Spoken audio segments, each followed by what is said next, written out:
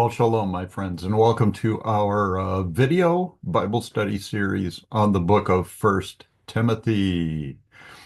Today, in chapter 3, which is the chapter we will be focused on, we will be learning something about two significant offices or roles or functions in the early Christian church. And because the Bible is the inspired word of God and an expression of his will for mankind during all times and seasons and ages, these are guidelines that we should use in selecting leaders within the church. And there's some good practical guidance here for modern day churches as well as for the ancient church. Today we're going to be learning about two offices or kind of job descriptions in the church. The first one is I would call it the pastor of the church. In the New King James Version that we'll be looking at, it will be called the bishop. The Old King James Version was written in the 1600s. The New King James has tried to modernize that and deal with some of the textual problems in the Old King James. Uh, and but in some cases, uh, terms have not been updated. I would use, instead of the word bishop, I would use the word pastor or overseer. The Greek word is episkopos, and we'll see what the Hebrew word is, modern Hebrew word is also. But an episkopos is an overseer in the church. The Anglican Church in America is called the Episcopal Church, related to that Greek word for a pastor. And that kind of emphasizes that in the Anglican Church, the pastor, in some Anglican or some Episcopal churches, the pastor is called the priest. They are the main leader. In congregational churches, the people and the laity kind of are at the top of the authority ladder, and the pastor is understood to serve them. Even in congregational churches, the pastor is looked to as the standardizer, the teacher of doctrine, just because of his training and preparation. There are different ways different churches look at pastors in different ways. Some see their pastor as the ultimate authority. Some see the pastor as being the servant of the membership. Both of those perspectives have um, there's biblical precedent for those points of view. The other office that we'll look at is the office of deacon. And I will mention here at the outset, just in case I forget to mention it as we go through chapter by chapter and verse by verse, that there is a female in the Bible named Phoebe. And I believe it's in Romans, in the book of Romans, she is mentioned as a deaconess, and the Greek word there is in the feminine gender. And historically, dating back to very early times, women served as deaconesses, ministering primarily to the women in the congregation. Male deacons ministered primarily to the males because some of the ministries of the church, including counseling, including baptisms, involved sensitive activities where it would be inappropriate for men to be ministering these things to women and women to men. I know one of the things that where gender issues can be involved is in the practice of baptism, and just in a very practical sense. the clothing that a person is wearing when they're baptized can be important. If you get baptized in a t-shirt and you don't have anything on under it, then that wet t-shirt is going to show a lot of things that modest Christians don't want revealed. So, yeah, that and counseling and other areas of ministry can be gender sensitive. So, deacons and deaconesses will both play a role in those. And Paul's going to give pretty much a job description of what congregations should look for in their leaders, their pastoral leaders, and their diaconal leaders. Going to continue here through the background material. I plan not to spend a lot of time on this today. If you want a more thorough version of our background material, I encourage you to go through one of the previous videos or just pause on the screen as we go through it and give yourself some time to read through the material that's there and so forth. But we'll plan to go through this fairly quickly today. First Timothy is one of the pastoral epistles, a group of New Testament documents. The first and second written to Timothy, and the third written to Titus. So they're usually categorized as the pastoral epistles. And the theme of all three of these is very similar.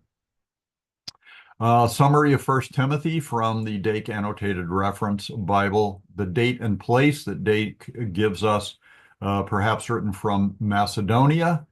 That's as good a guess as any. The Bible doesn't really say where it was written from. About 67 AD, that date is about right. I've got an asterisk here to reference a kind of a footnote that is included in some older King James versions of the Bible, where at the end of First Timothy, the text says the first epistle to Timotheus was written from Laodicea, which is in Asia Minor, specifically the chiefest city of Phrygia, which would be the region there in Asia Minor or Turkey. So nobody really knows where this was written from. The author is Paul. I don't think any serious theologian questions it. It was written to Timothy, a uh, kind of an apprentice of Paul's that he identified as a person having leadership potential and then trained him up and used him extensively. I have added to this screen the fact that it was written to Timothy, who was serving in Ephesus at the time. I think that's indicated in 1 Timothy 1:3. When we did that video, I don't remember if I made any reference to that or not, but that's a good indication of where this letter was sent so that Timothy could receive it. The theme of the book was the first, this book was the first of three epistles, First and Second Timothy and Titus, to give instructions concerning order, doctrine, and discipline. So mainly the focus is going to be on order today, on the leadership, administrative and logistical kinds of things, but also on doctrine, because I think we will see from the text today that the pastor or the overseer, the episkopos, is the one that's going to be responsible for doctrine. And of course, he will counsel the church members in discipline and so forth. Now, I mentioned the footnote at the end of 1 Timothy. The footnote at the end of 2 Timothy is that he was ordained the first bishop of Ephesus and was written, the letter of 2 Timothy was written from Rome when Paul was brought before Nero a second time.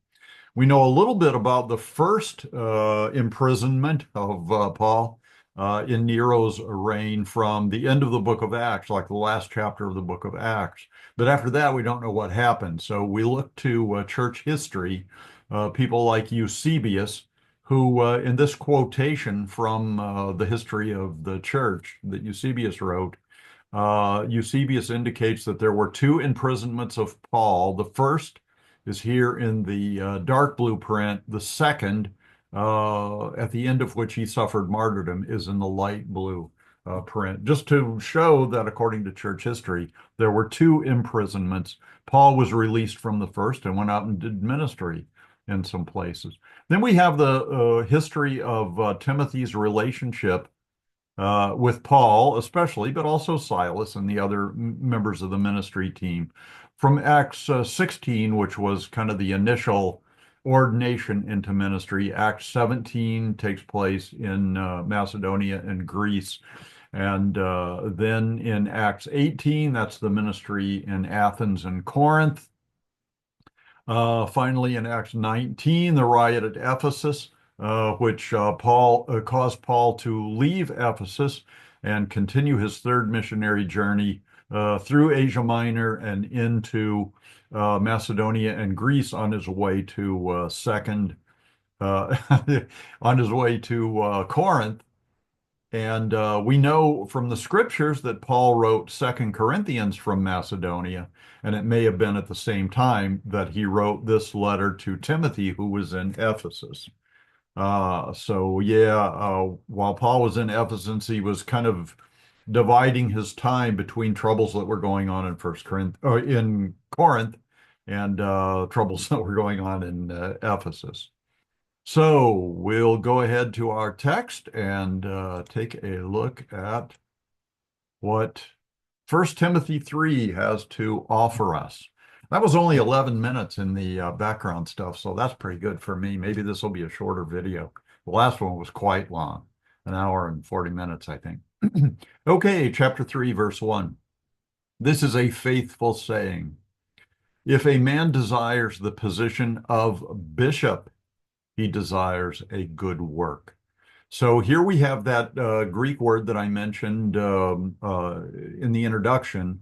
Episkopos is a Greek word that means, well, it has a lot of meanings here. It can mean a visitation, an office, a census, or a providence. Actually, I think that's wrong. I think that may be a an error in our lexical material that we have here in the Accordance of Bible software. An episkopos, well, it's the same thing from the Greek here. Uh, New King James renders it bishop.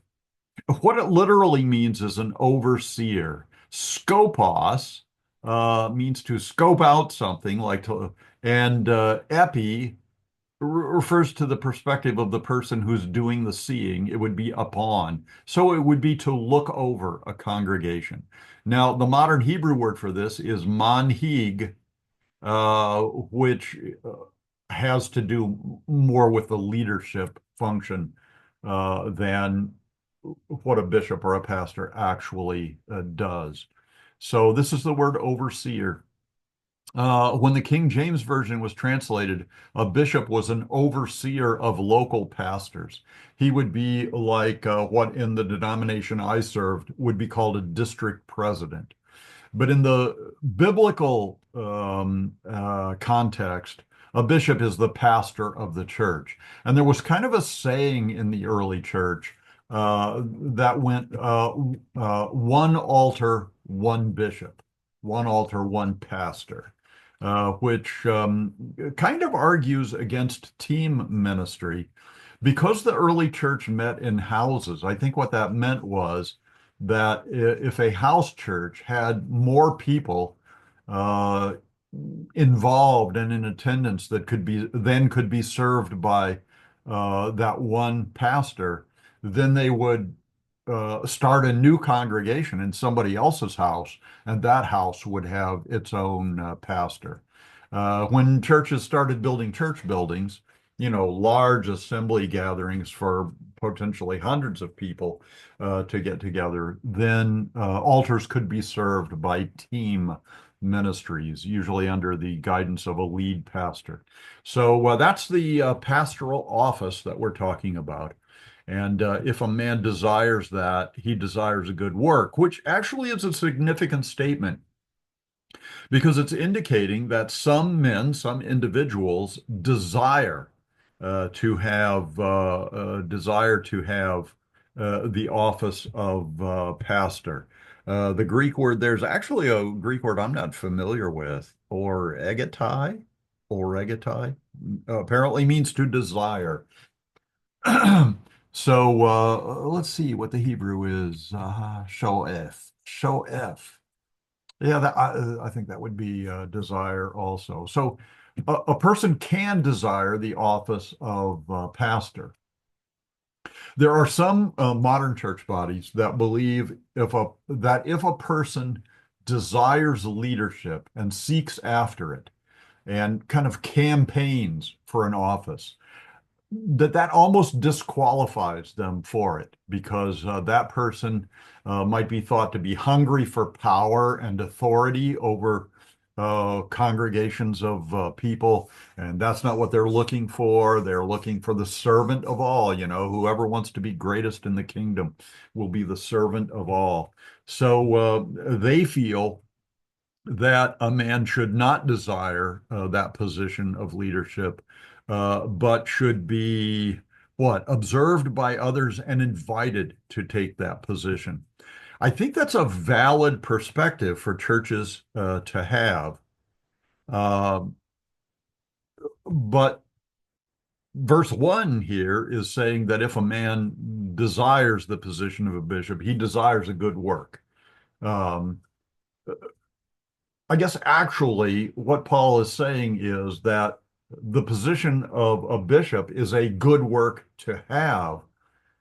But I think he's also indicating that if a person desires it, trains for it, seeks to meet the qualifications for that, that he's doing a good thing. So I think pastoral ministry can be desired by the potential pastor, and it can also be a recognition by other people that he would be a good fit for that position.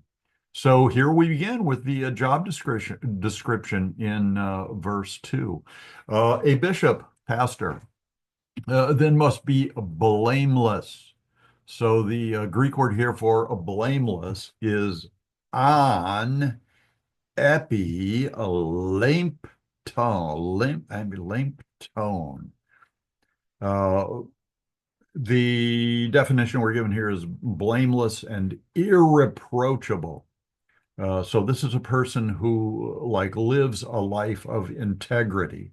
Okay. She'ain bo dofi. I'm not really sure what dofi is in our modern Hebrew.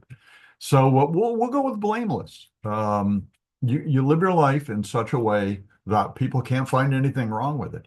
Yeah, if you have tendencies to sin in your life, then you control those, especially in your dealings with other people, especially when you're in public. So a person who is blameless. Now, the question arises, is there any human being who is blameless? And the answer is no. So this would have to be a relative, kind of thing. Uh, more blameless, less blameful than other normal civilians. He must be the husband of one wife. Now, this is interesting. This is interesting. The husband of one wife. It's interesting because many of the heroes in the Bible had more than one wife. So let's see. Abraham had Sarah. He also had Hagar, who bore him a child.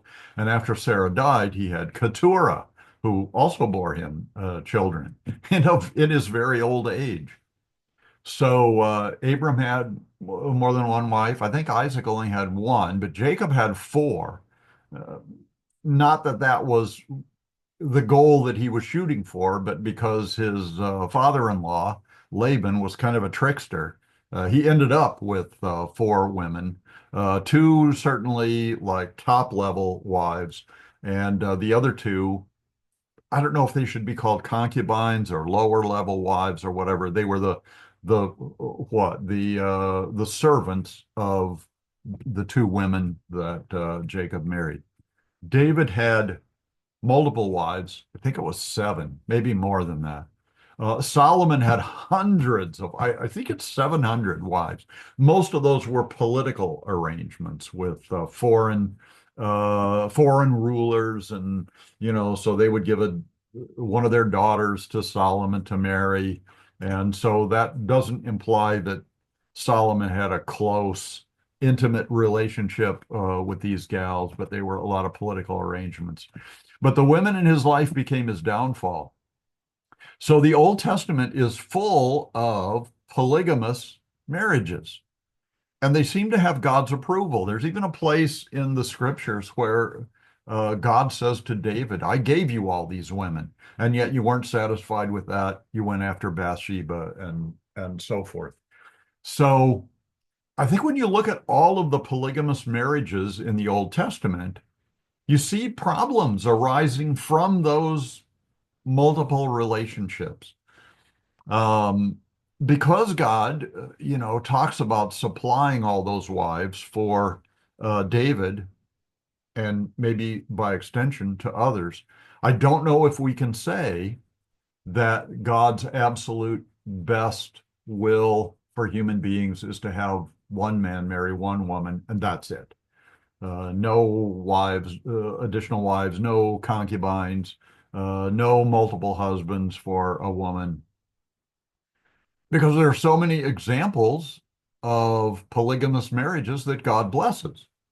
Um, and you can, if you're in favor of polygamy, you can make the argument that it's usually the man who has multiple wives. You can make the argument that the husband has a one-to-one relationship with wife number one, and that is a special, unique, special relationship. He has that same relationship with wife two, same relationship with wife three, and however many more wives there are, and that each one of those marriages is a one-to-one relationship. It's just that he has more than one of those one-to-one relationships, as opposed to, I mean, really kind of pornographic ideas of a man or a woman having a special, intimate interaction with more than one person. Uh, so I guess we don't need to go further into that. Uh, However, here, this looks like a pretty strict limitation on marriages as compared to what we see the precedent being set in the Old Testament. Here, if you want to be the pastor of a church, if you want to be the overseer, you have to be the husband of one wife. You can't have more than one wife. Now, some people say this is talking about one wife at a time. So, in other words, what about a pastor who is the husband of a wife, but his wife dies? Is he allowed to remarry? I think so, because when he marries his second wife, his first wife is dead.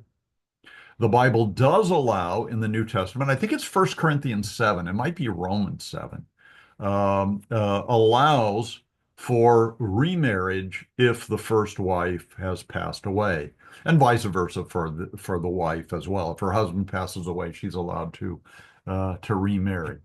So some people say this is one wife at a time. Some people say no, it's more restrictive than that.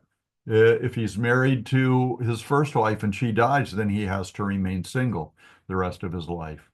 I I don't really see a strong argument for that, but that would be a possible interpretation of this. I think what it is restricting and forbidding is polygamy.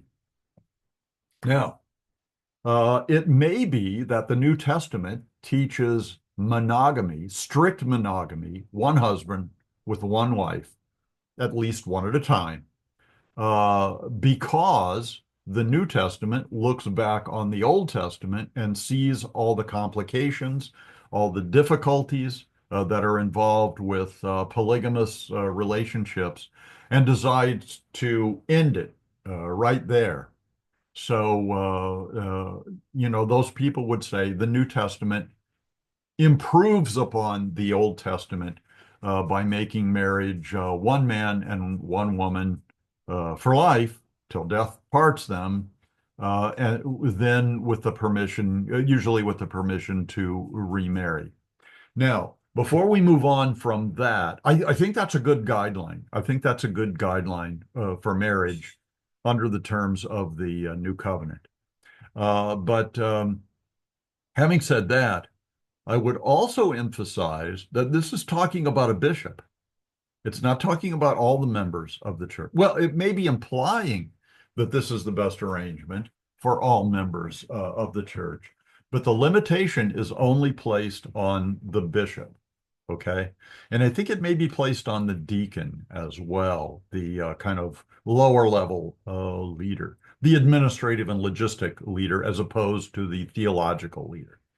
So, bishop must be blameless, the husband of one wife. He must be temperate, naphalion, unmixed, and sober. And both of those are actually kind of important. Sober-minded, I think, means focused on self-control and self-discipline. So that's one definition, kind of self-controlled. Unmixed means that he should not have loyalties to more than one type of relationship. Let me give you an example of what I'm thinking of. Let's say that a professional golfer comes to faith in the Lord and wants to be the pastor of the church, so he does the necessary training for it, and he becomes a pastor. I think the implication is that his loyalties should not be divided between golf and church work. Both are perfectly acceptable. I mean, neither one of those is a sin, but that he needs to be focused. He needs to be unmixed.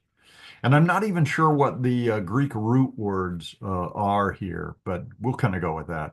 Sober-minded, along the same lines, means self-controlled and wise. The Greek word here is sophronia. Sophronia. The Sophia, the first part of this word, comes from Sophia, which means wisdom. And then phrona is a reference to the mind, the phronos. So it's sos and phrain are the roots here. Sophia and phronos, wisdom of the brain. So it's really emphasizing that your brain should govern the other parts of you. What are the other parts of you? The soul is another one. Sober-minded has to do with the human spirit, the spirit part of us, the thinking part of us. The soul, soulish people, is the nephesh in Hebrew and the psyche or suke in Greek. It's the feelings and the emotions. Um, and where you feel these things is often a way that they are described. So in the Old King James Version, the idea of things that happen in your brain are said to happen in your heart, because that's kind of the center of right and wrong for people. Where your treasure is, there your heart will be also. But for nephesh stuff, for CK stuff, psychological stuff, the Old King James calls that the bowels. So that is the center of feelings and emotions. So if you've ever had butterflies in your stomach, if you're nervous, or if you're under a lot of stress, you might get a stomach ache or something. That's why those relationships are made. So for the human spirit, we're going to say that is the brain or the heart in biblical terms, and the psyche, the nephesh, the soul, that's the seat of feelings and emotions. And one of the struggles that I think probably every Christian realizes when he becomes a believer is that his brain, his spirit, is telling him to do one thing, and his passions, his emotions, his feelings in his psyche want him to do something else. And the psyche is tremendously powerful and very difficult to control. And that's what the daily walk with Christ, that's one of the high priorities of the daily walk with Christ, with the Messiah, is all about, is the human spirit, the thinking part of us, the rational part of us, bringing the psyche, the nephesh, the soul, under control. So that's what's being talked about here. Putting your brain in charge. That person must be of good behavior. Let's see. Cosmion means respectable and modest. Those are good definitions. Uh, let's see. Our Hebrew is mit nacheg. Nacheg means it means the one who's in control. It means talking about self-control, respectable and modest. Hospitable. Here's an interesting word, philoxenon. It's a compound word. Philos means to love something in the sense of friendship, to be very like to have like a friendship passion. And then the second part of the word, xenon, has to do with strangers, with foreigners, with people who are of a different, could be race, gender, whatever, than you. So strangers, really, people that you don't already have an acquaintance with. So this would be called hospitable in English. Love of strangers. There are some people who are quite willing to open their homes to have people stay with them. I remember going on a brief mission trip to England, and we were going to be working with a church in Sheffield, England. And I was kind of hoping that we would stay in a hotel, for the swimming pool and stuff like that. But that congregation arranged for me, a stranger, to stay in the home of one of the church families. The husband and wife in that family had the gift of hospitality. And the pastor of the church there in Sheffield said, if you guys stay in a hotel, you're going to be robbing these church members of their opportunity to practice their spiritual gift. So we stayed with them, and it was delightful. I will tell you, though, that I don't have that gift of hospitality. I'm very uncomfortable opening my home, especially to people that I don't know very well. So I tend to be a loner. So, because I spent my career as a pastor, um, this qualification is telling me that I didn't meet that requirement. So that would be a mark against me if I were applying for a job, because I'm not comfortable with opening my home to strangers. Now, somebody might make the argument that, well, maybe back in biblical times it was safer to open your home to strangers because people were more civilized and they were like less dangerous than they might be today.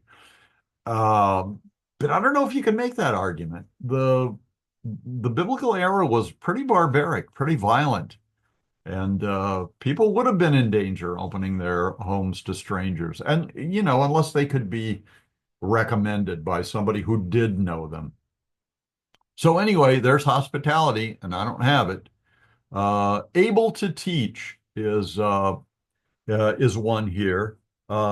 Didaktikon in Greek.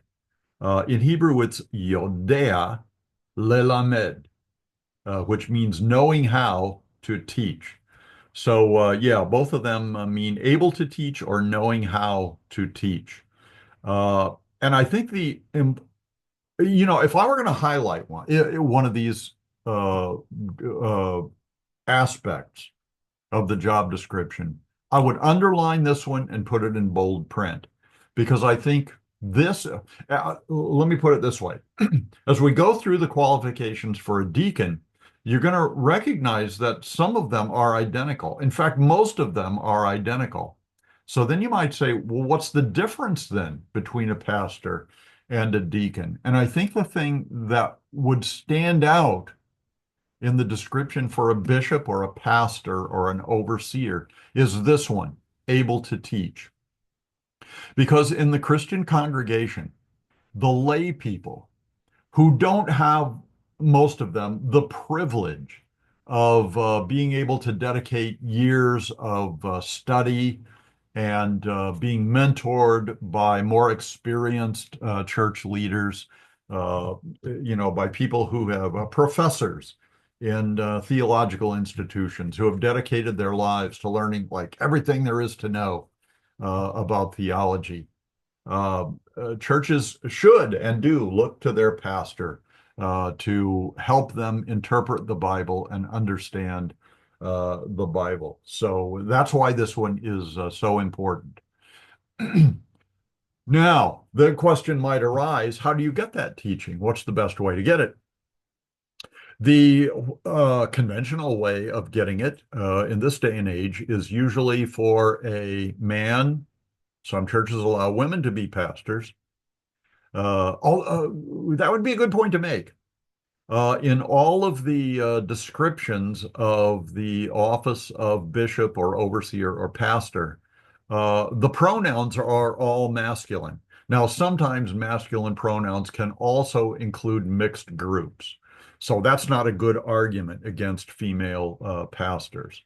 But at the same time, the fact that there were women deaconesses identified in the Bible, Phoebe in 1 Timothy 1:3, and that is not said of women pastors. That might be significant. Okay, uh, let me go back to the conventional way that men and women train to be able to teach. The main way now is to go to a Bible college or a theological seminary.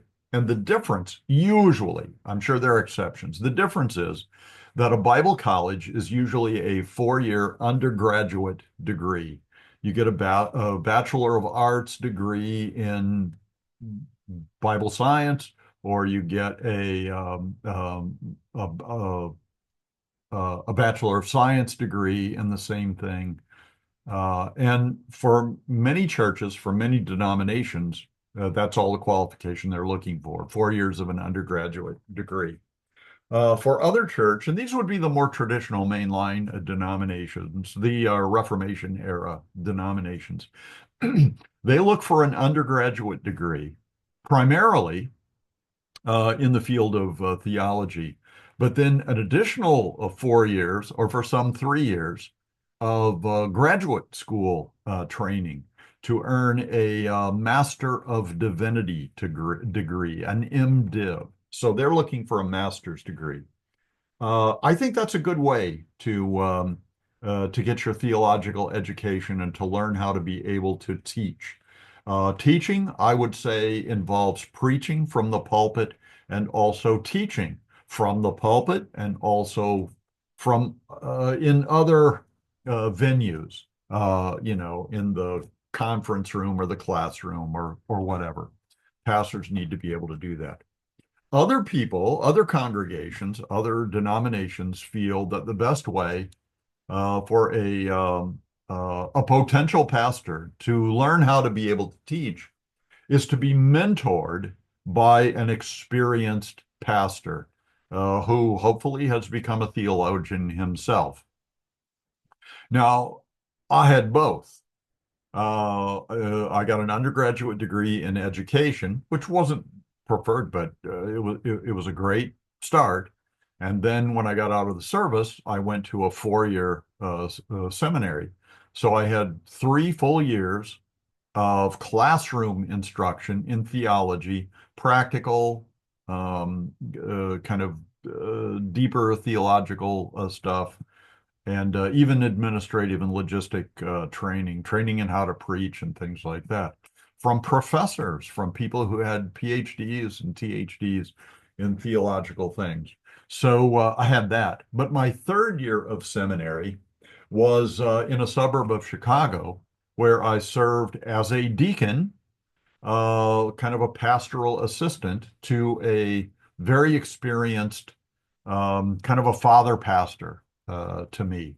So he worked with me one-on-one for a year.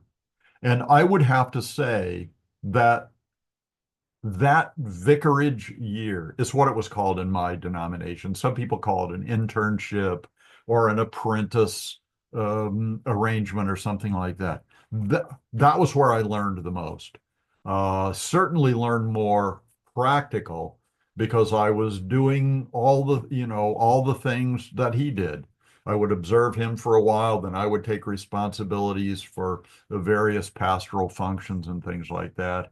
I made hospital calls. I did funerals, worked, assisted in funerals, did just about everything that he could do except those things that only ordained pastors could do. So that one-on-one mentoring really was a quantum leap from classroom training. So I had both. But there are some groups, some denominations and congregations that would like to link a young man with potential to a pastor with a lot of experience, and that he would get, like this trainee, would get all of his education, all of his training from that mentoring relationship. I have had those kind of relationships. I wouldn't say that I don't think that's the best way to do it, because you're only getting one man's perspective, one man's interpretation of the Bible. So I have been the teacher in those relationships. I have been the mentor, and my trainee would be the mentee. And so I've had those kind of relationships. I think they're good, and I've enjoyed them a lot. But you're kind of creating a young pastor in your own image. So able to teach. Um, the thing that separates deacons from episcopoi, from the overseers, from the pastoral office. Now, in the last chapter, we looked at a Bible verse when we were talking about the role of women in the church, where the Apostle Paul says, I don't allow a woman to teach. My denomination has interpreted that verse as being uh, a practical expression of this, able to teach, that Paul would not allow a woman to teach from the pulpit, to be in the pastoral ministry. And I'm sort of satisfied with that, not completely satisfied with it. I have known many women who are excellent preachers, excellent teachers of the Bible. I have gone to churches where those women preach on a regular basis and do Bible studies, and they are fantastic. The limitation is not in a woman's ability to have all of the good qualities of a pastor. I think the limitation is that the Apostle Paul saw a limitation that God desired to place on a woman for the good of male and female relationships in general, and especially for male and female relationships within the church. So it's not that they're lacking in the necessary qualities. It's that God, through the Apostle Paul, has placed some kind of a limitation on women regarding the teaching ministry. Okay, enough on that. The next quality is not given to wine. Par oinon in Greek is the Greek word for a drunkard. So don't get drunk. The word in the Hebrew, we have mit maker la yain. Yain is the word for wine, And this word, mit maker, is the word for addiction. Addiction.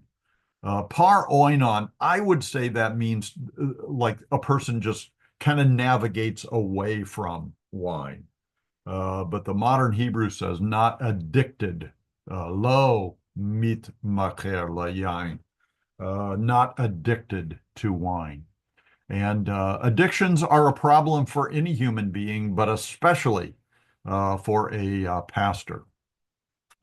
I have quoted you the statistics that about 70% of Christian men acknowledge that they look at pornography on a regular basis. And yes, pornography is addictive.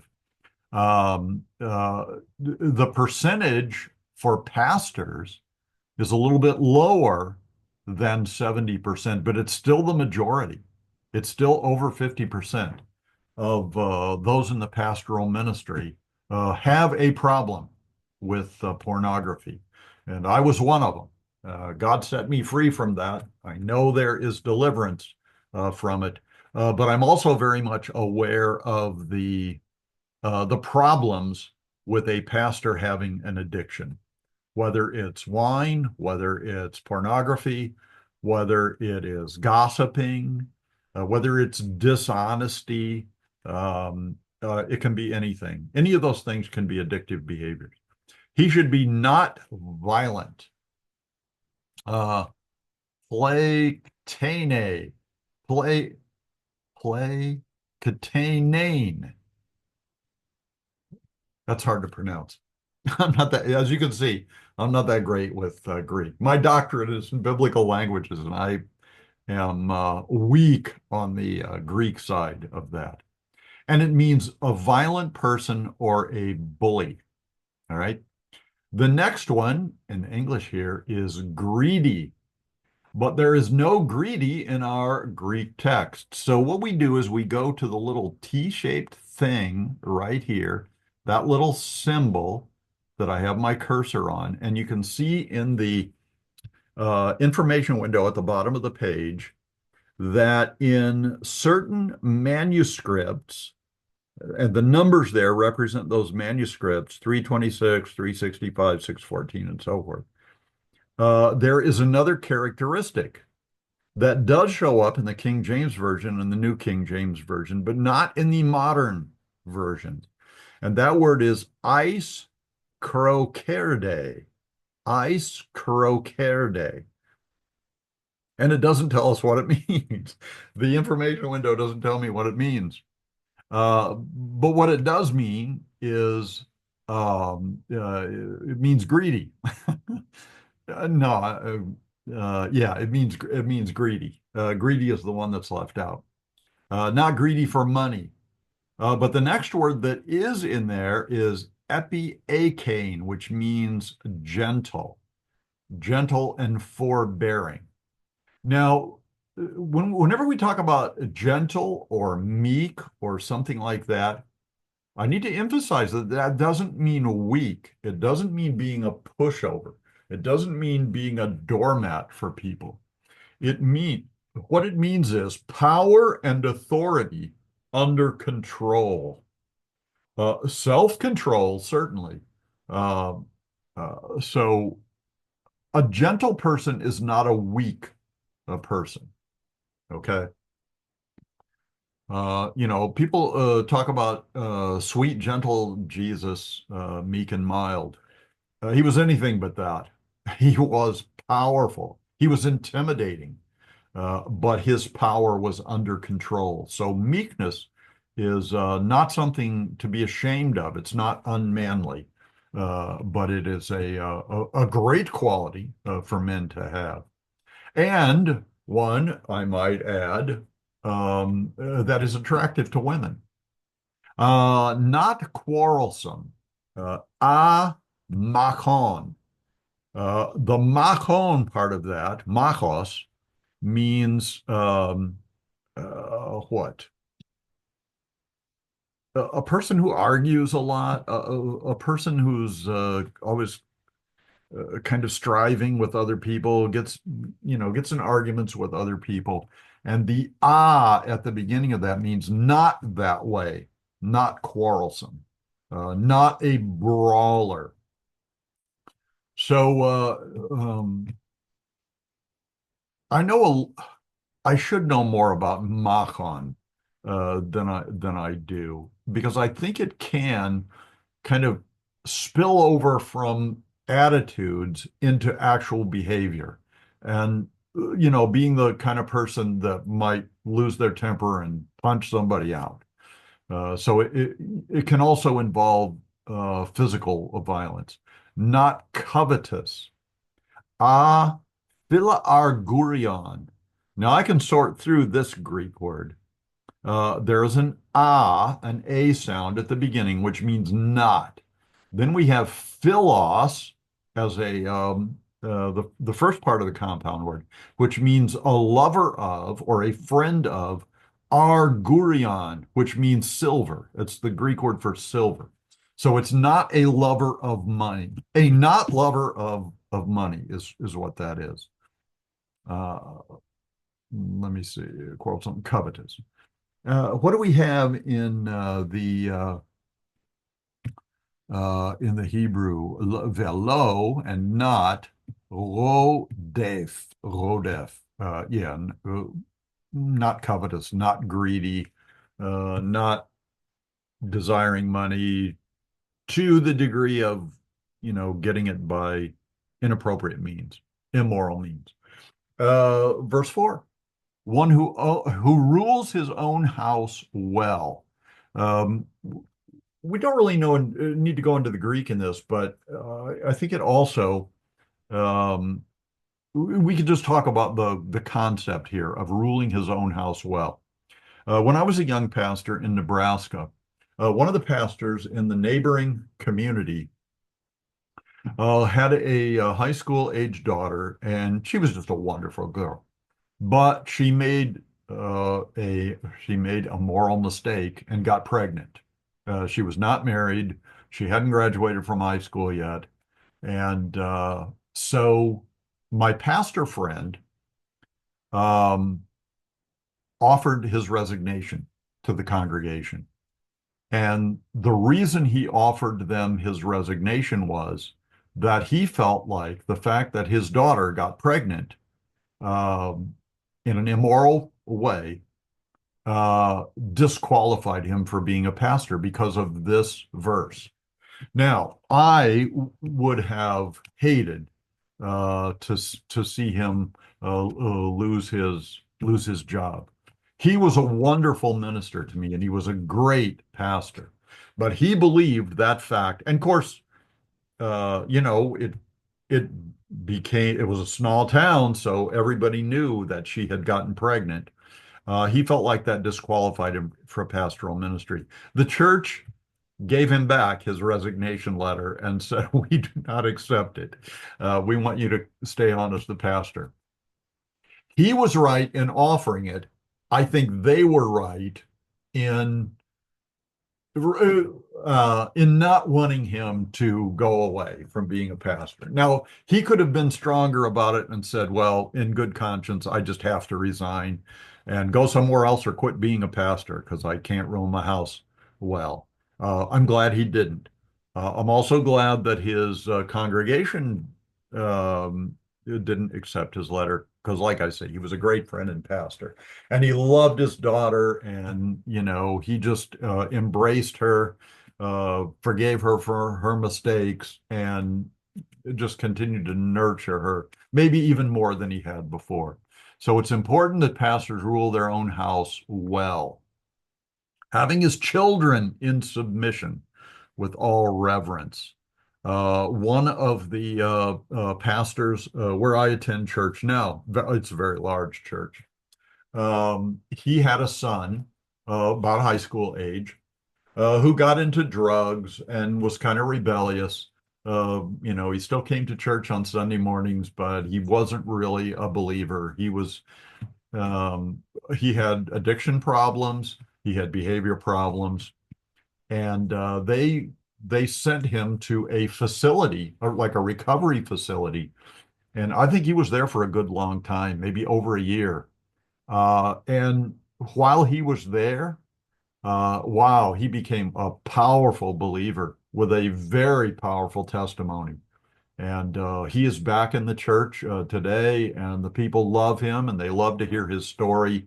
And he is involved in leadership in youth ministry because he messed up, but uh, he he got redeemed, and God is using him in powerful ways. So children with in submission with all reverence. This young man was not that. So his parents, I'm sure they spent a lot of money and a lot of agony for the recovery of their son. But he is now a young man in submission with all reverence. And again, this qualification for a bishop or an overseer or a pastor has to do with somebody else's behavior other than the pastor. It's his children. I'm just so grateful that my three daughters um, uh, turned out great. They're wonderful people. No embarrassments there, no moral issues to deal with. Such a blessing for a pastor and, of course, for all parents. Verse 5. For if a man does not know how to rule his own house, how will he take care of the church of God? And that is the what the rationale that my pastor friend gave when he offered his resignation when his daughter got pregnant. Okay, verse 6, not a novice, a neophyton. Uh, the English word neophyte comes from this. Not somebody with little experience. This is another issue. This was another issue for me. I became a believer in 1980 when I was going through flight school. No, actually, I was out of flight school. I had an experience with God while I was in flight school, but it didn't work until 1980. In 1980, my wife and I were married, and I was in a fighter squadron out in Southern California. And became a believer there. Actually, by reading a Bible that I gave her as a wedding present. Read a little bit in it every day, and by the time I got to the story of David, first of all, I felt like the Bible was talking about me when it was talking about David, because I had all the weaknesses he had and some of the strengths that he had. So I became a believer. I had 3 years left. I got out of the military in 1983. But those 3 years of my life, we were actively involved in the church. And I got some great mentoring during those 3 years. But that is the only 3 years of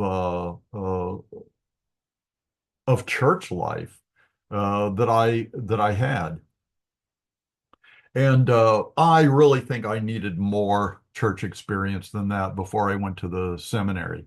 Now, once I went to the seminary, I got lots more church experience. So by the time I became a pastor, I had like 7 years of experience. And I suppose that was probably enough. But I was very naive when I went to seminary. There were things about life in the church that I had no clue of, that if I had been raised in the church or had my parents went to church when I was younger, I just quit going, and they allowed me to do that. So I didn't have a lot of experience in the church, and I learned some stuff the hard way. So I probably did not have enough experience when I trained to be a minister.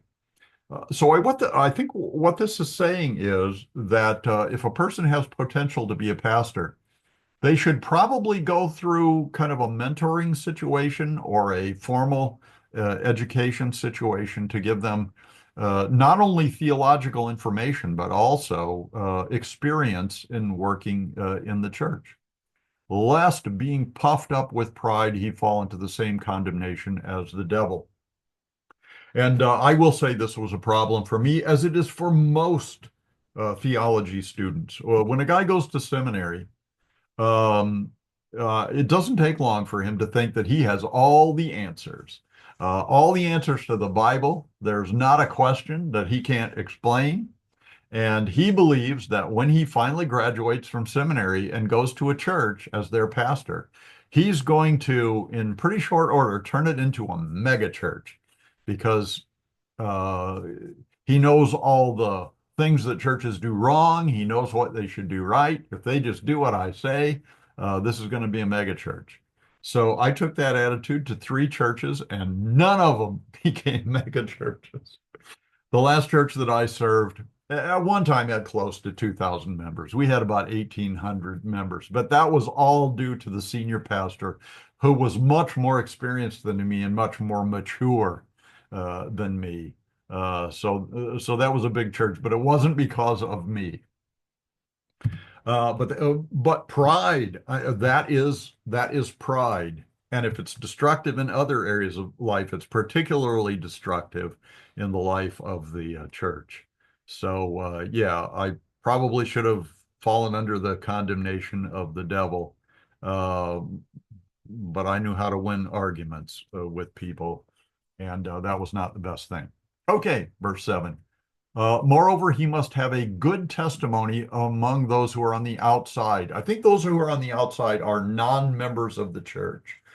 We might be able to say that's unbelievers. It would include unbelievers, but even like believers who belong to other churches than the one that this guy.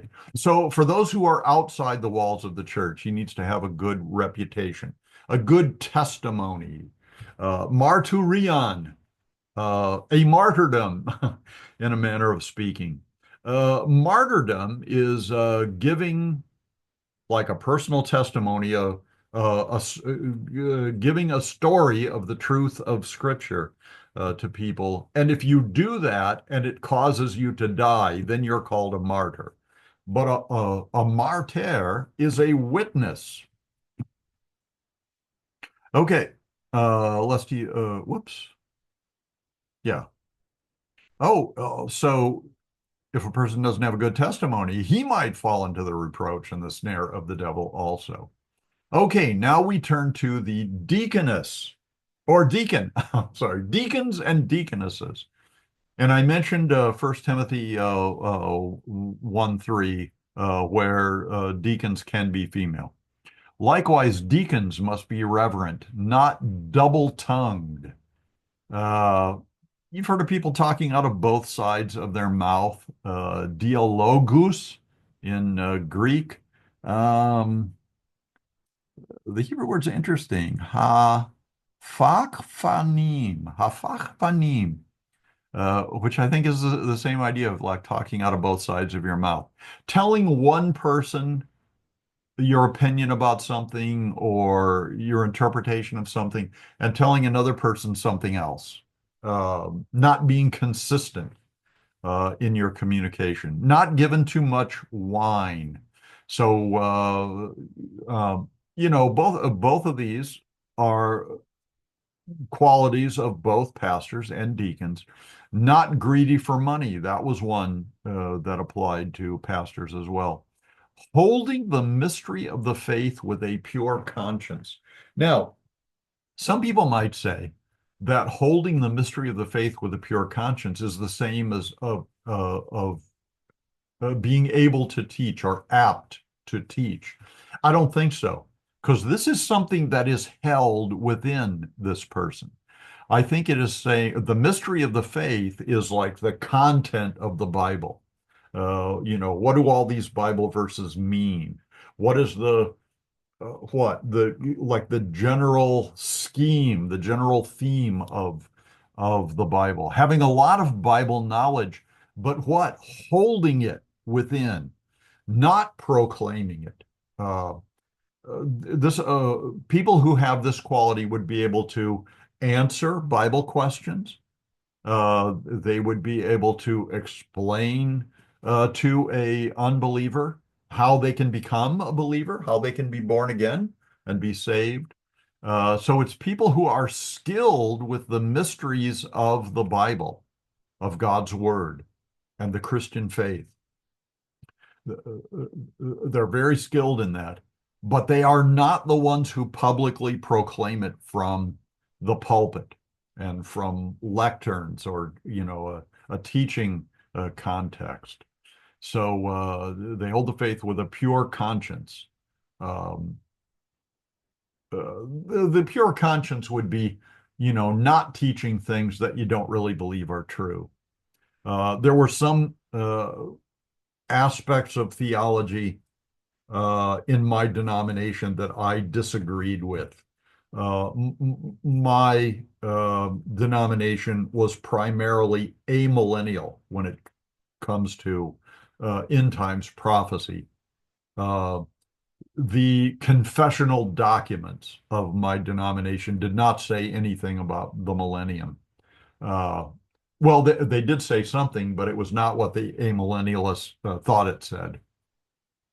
I was charged with heresy. Like 2 years before I retired, a fellow church worker of mine charged me with heresy, and it went absolutely nowhere. Amillennialism is very hard to defend, and I'm a premillennialist. I believe Jesus will come back before the millennium begins and then rule throughout it, Revelation chapter 20. So, so I always preached and taught my conscience, and it got me in trouble. Uh, Another area where I disagreed was that I believed that all the spiritual gifts in the New Testament, 1 Corinthians 12, Romans 12, and Ephesians 4, are all valid for today. They're appropriate for today. God is still doing them and manifesting them. Many people in my church thought that was false doctrine and false practice, that spiritual gifts ended when the Bible was completed in the first century. And so 2 years into my ministry, 2 years after I started in ministry, I was charged with heresy. And that went nowhere also. It lasted about a year and a half of a heresy trial, but I was vindicated. My teachings were found to be biblical. So I always taught and preached with a pure conscience. Some of the people in my denomination wanted me to teach and preach something that I felt in my conscience was wrong, and I refused to do it. I preached and taught with a pure conscience. It got me into trouble. Some of them thought I should have left my denomination and gone to one that I was more in agreement with. But I thought, two things there that I differ with them on. That's a pretty good consistency. So I stayed with my denomination and tried to make changes in it. Tried to enlighten those who thought differently. Okay, 310. But let those also first be tested. Dokimazo in Greek means to be tried and proven. Sometimes when we talk about testing or tempting, especially, it's like, God or somebody else, Satan, fallen angels, even other people are trying to get us to sin. So they're tempting us. They're trying to lure us to sinfulness.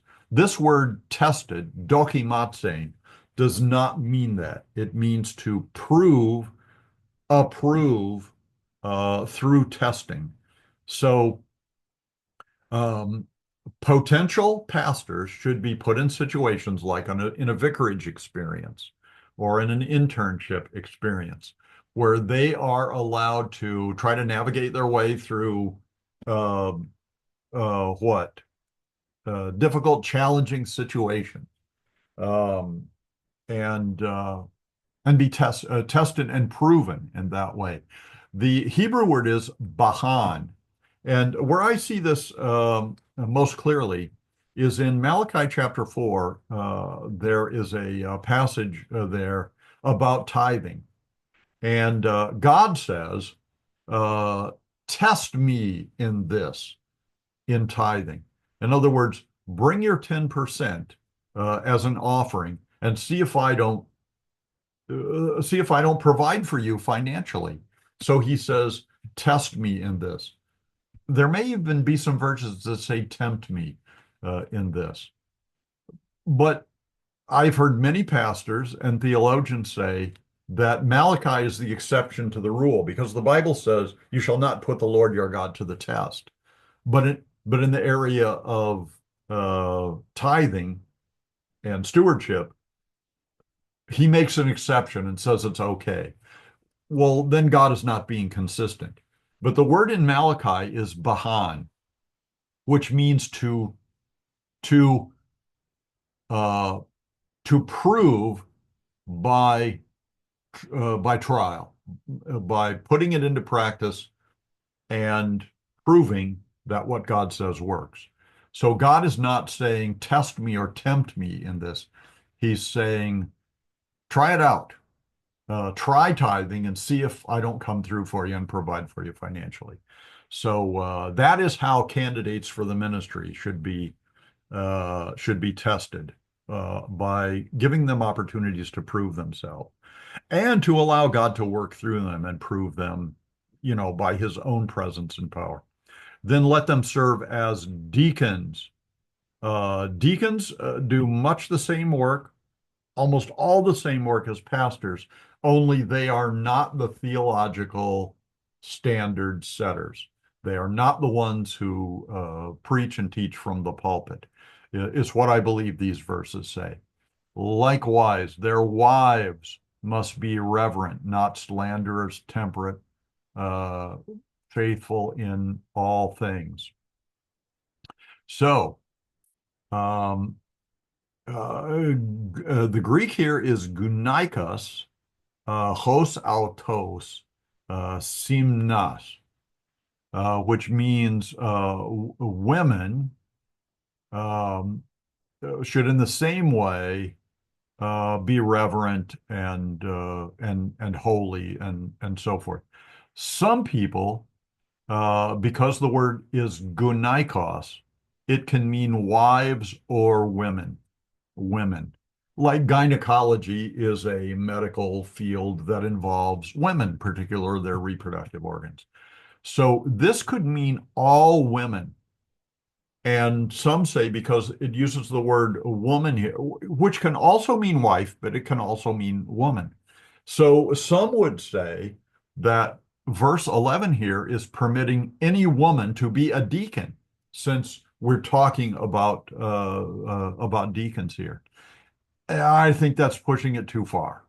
I think that's a little too creative in your interpretation. So this is saying wives and women who are related to the deacons uh, also need to be reverent and holy and so forth. So, just like we talked about a episcopos, an overseer, a pastor, ruling well over his family, what this is saying is the wives of deacons need to be good, holy, religious people. May not diabolus. Uh, Diabolos is the Greek word for devil. So when we say slanderers, diabolus, it's meaning people who do what the devil does. He is a slanderer. He is Satan means the accuser or the adversary. And the wives of the deacons should not be slanderers, should not be gossips, should not be, because the wives of pastors and deacons in the church know a lot about the people of the church. They have they have got some juicy gossip that they could share, and they must not. The pastor must not share it. The male deacon must not share it. And wives must not share the stuff they know about the church people. Oh, and it extends beyond the church. You shouldn't gossip and slander anybody. They must be temperate. We've already talked about temperate. Faithful in all things, like knowing the Bible, but kind of keeping it uh, to themselves unless given the opportunity to answer questions or whatever. Let deacons be the husband of one wife. And we talked about that with pastors. Here, the word wife is gunaikos, just like it was with pastors, just like it was in the previous verse, ruling their children in their own house as well, just like pastors are supposed to. Verse 13. For those who have served well as deacons obtain for themselves a good standing and a great boldness in the faith which is in Christ Jesus. Now, I guess this is as good a place as any to, I guess, emphasize this idea that women can be deacons. What we have here is the word deacon, diakonesantes, which is a participial form of the word deacon, and it is in the masculine gender. So here we have masculine, plural, nominative, gender. It's a participle, but it's in the masculine. Now, in Hebrew and Greek and English and probably most languages, masculine pronouns can apply to mixed groups of people. It can apply to group, and since this is plural, this is applying to groups of people. It can apply to male deacons and female deaconesses. Now, that's kind of a weak argument just based on the idea that a masculine pronoun can apply to mixed groups of people. It's like men and women who get together can be referred to as mankind. It's a masculine gender description of them, but it includes women as well. Again, that's weak for trying to establish the idea that a woman can be a deaconess. But 1 Timothy 1:3 is strong because Paul is saying, here is one. Phoebe is a deacon, and I approve of her. Okay. Verse 14, these things I write to you, though I hope to come to you shortly. So, when Paul had left Ephesus and he went towards Macedonia, he left Timothy behind in Ephesus, but he was hoping to come to Ephesus again, and maybe he did while Timothy was still there. But if I am delayed, I write so that you may know how you ought to conduct yourself in the house of God. So these qualifications for pastors and deacons, Paul is writing to Timothy. So he wants Timothy to know the standard that God has set for pastors and that he should accept as the standard for himself.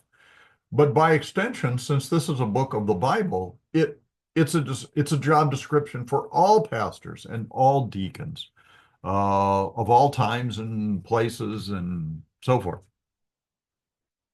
If I'm delayed, how to conduct yourself in the house of God, which is the church of the living God, the pillar and ground of truth. It's a place where God shows up every Sunday for worship services. Um, uh, in my generation of believers, like when I was a young adult, there were two prominent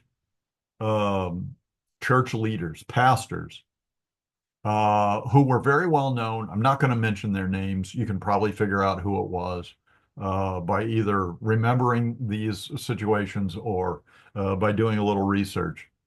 Two prominent men, both of them were on television.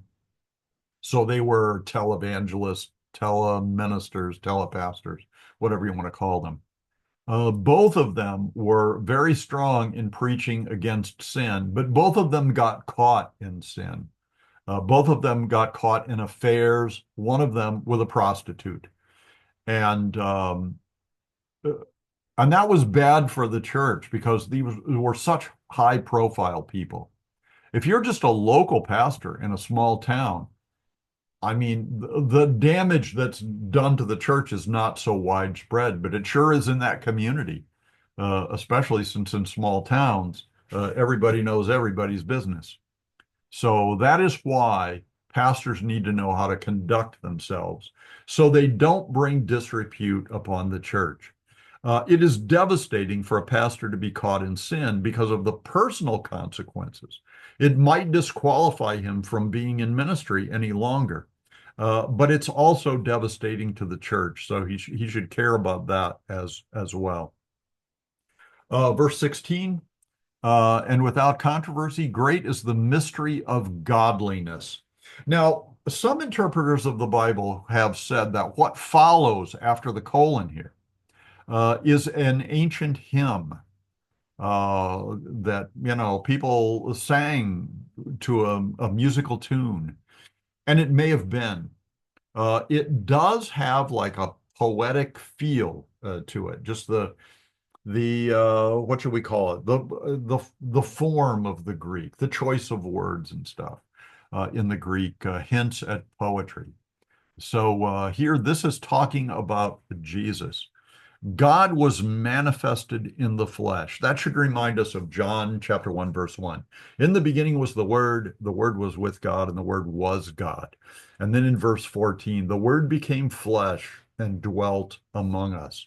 That is certainly talking about Jesus, the second person of the Trinity. It's not talking about God the Father because he was not manifested in human flesh the way the Father was. The Father does have a physical body, and it's described in the Bible. I think in the book of Daniel, it's described there. So he does have a body, but it's not human flesh like Jesus took on for the incarnation. So this is also emphasizing that Jesus, who did manifest in the flesh, was God. He was divine. Justified in the Spirit. Now, oftentimes when we talk about justification, which means to pronounce righteous, to justify, we're talking about the born again experience, the coming to faith, and being forgiven of your sins and born again and receiving the Holy Spirit and his indwelling presence. That is usually called justification. But in some of my books, I have argued that justification and sanctification normally being the daily walk, you could make a case that those two should be reversed, that your initial encounter with God through faith in Jesus could be called sanctification, which means to be set apart for God's purposes, and that the daily walk should be called justification because it justifies his choice of you to be set apart for eternal life. And here is a case in the Bible where I would argue that justified in this sense does mean your daily life.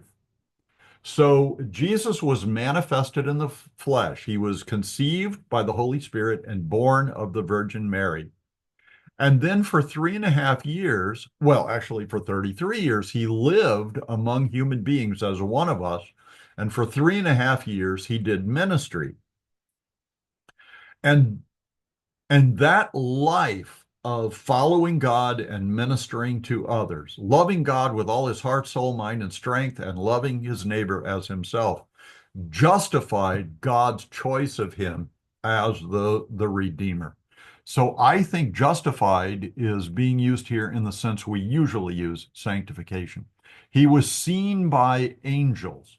So when the women and the men show up at the tomb, they encounter angels. At least the women do. I guess the men didn't encounter angels.